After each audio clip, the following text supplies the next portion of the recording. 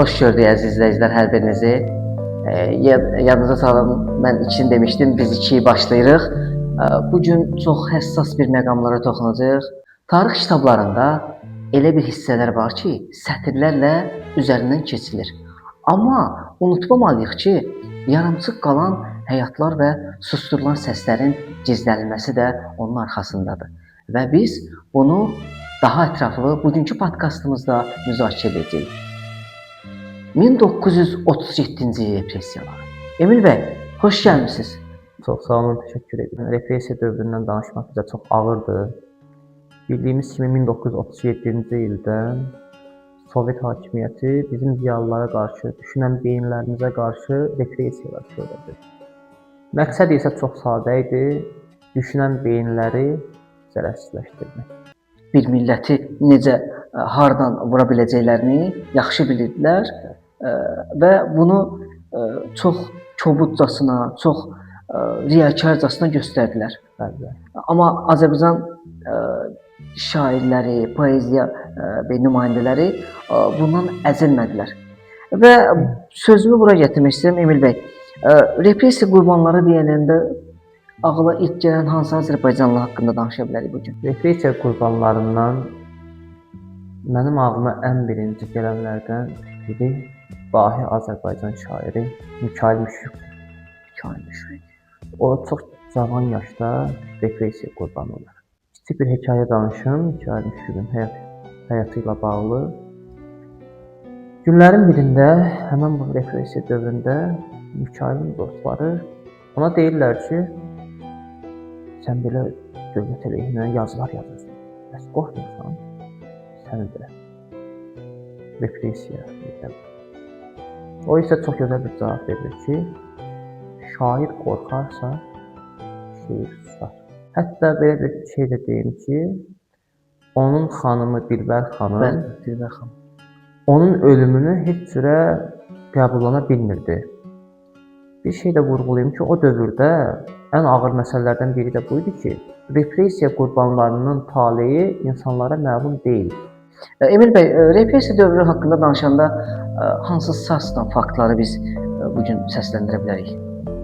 Bildiyimiz kimi minlərlə Azərbaycan ziyalısı repressiya qurbanı oldu bu dövrdə.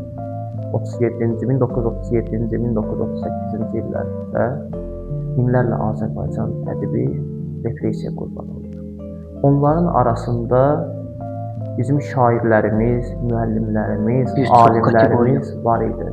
Burada isə əvvəldə də vurğuladığım kimi məqsəd düşünən beyinləri susturmaq idi. Bəli, bura sustursa. Onun çox gözəl bir şeirindən bir misal var. Mən istəyərdim onu səsləndirim və bu şeirdə necə onun gələcəyə baxışını əks etdirdiyim bir daha şahidi olaq. Mənim könlüm deyir ki, hələ bunlar nədir ki? Gözəl günlər, şanlı günlər, şən günlər hələ qarşımızdadır. Bir daha bu şeirin misraları gələcəyə onun necə ümidlə baxdığını göstərir. Mikayıl Müşfiq bəlkə də hansısa hisslə düşünüb ki, bizim bu çətinlikdə azadlığa qovuşacağımız günlər elə də uzaqda deyil. Bəli. Onun bu repressiyaların sonu var imiş. Son günə qədər o inanırdı ki, bizim müstəqilliyimiz uzaqlarda deyil, çox yaxındadır.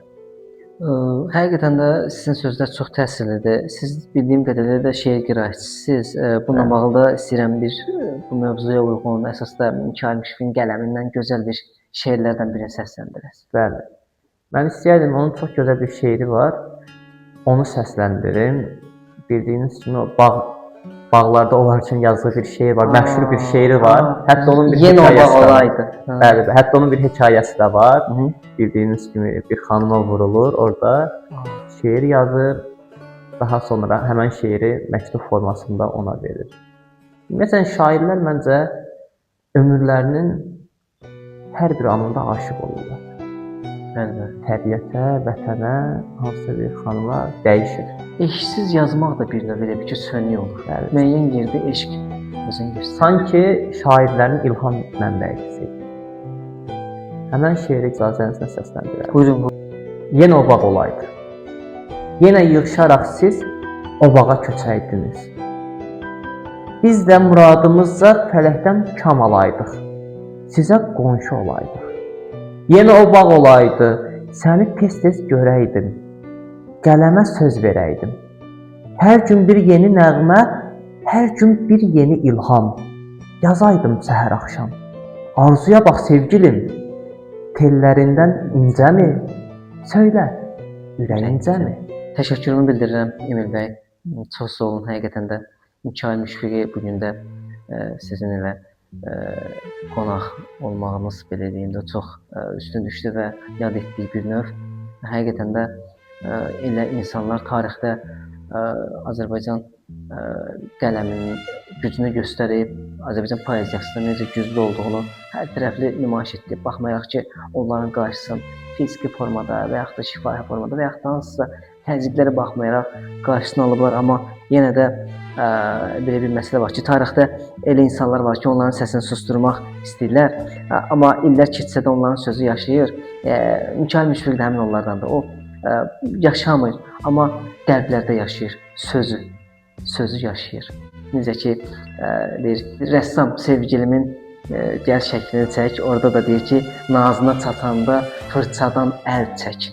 Qoy onun nazını, mənəzini çək. Bugünkü podkastımızın da əsas məqsədi o idi ki, ədəblərimizin yaşadaq ki, unudulmasın. Əsas yaşamaq burada və qəlbdədir. Düşünərək, sözlə ifadə edərək. Gənclər hara baxır podkastına baxırdınız. Növbəti hissələrdə görüşərik. 3-cü hissədə görüşmək ümidi ilə. Sağ olun.